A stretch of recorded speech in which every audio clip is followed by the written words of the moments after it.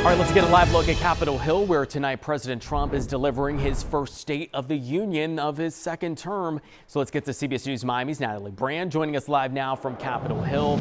Natalie, good morning to you. And we know this is a really high stakes address happening amid the ongoing conflicts and also looking ahead to the midterms. What are things looking like for tonight?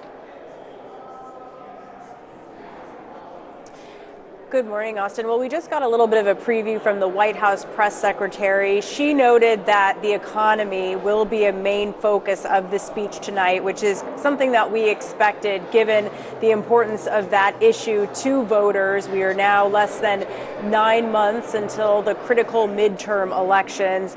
So the White House saying that the president is going to try to lay out, make the case that Republicans are better suited to continue to tackle affordability issues. But, you know, we're going to be watching for a lot of other key topics in this speech. Iran, as the administration weighs next steps with nuclear talks scheduled later this week. And also we'll have to wait and see what the president says about immigration enforcement. Keep in mind, we are in week 2 of this partial government shutdown impacting Department of Homeland Security over the Democratic push to make some key reforms to immigration enforcement policies. Well, Natalie, Democrats will offer a number of responses to President Trump's speech tonight. Tell us about some of those. What are we expecting from the Democrats? So there will be the official Democratic response delivered by Virginia Governor Abigail Spanberger, who is a former Congress member herself with a national security background.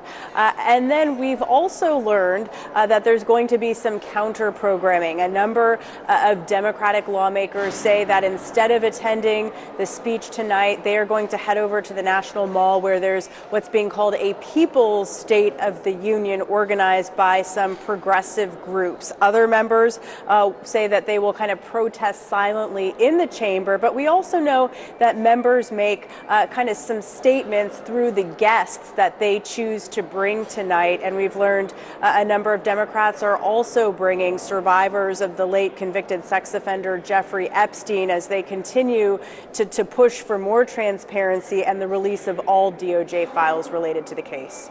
Okay, Natalie, we will definitely be watching that address from President Trump happening later on tonight. Thank you for those updates. So you can watch that State of the Union address rather tonight, right here on CBS. Our coverage starts at 9 p.m. So we'll start with the speech, and then we'll have that Democratic response by Virginia's governor. Then you can catch a live edition of The Late Show with Stephen Colbert. That's after our 11 o'clock newscast.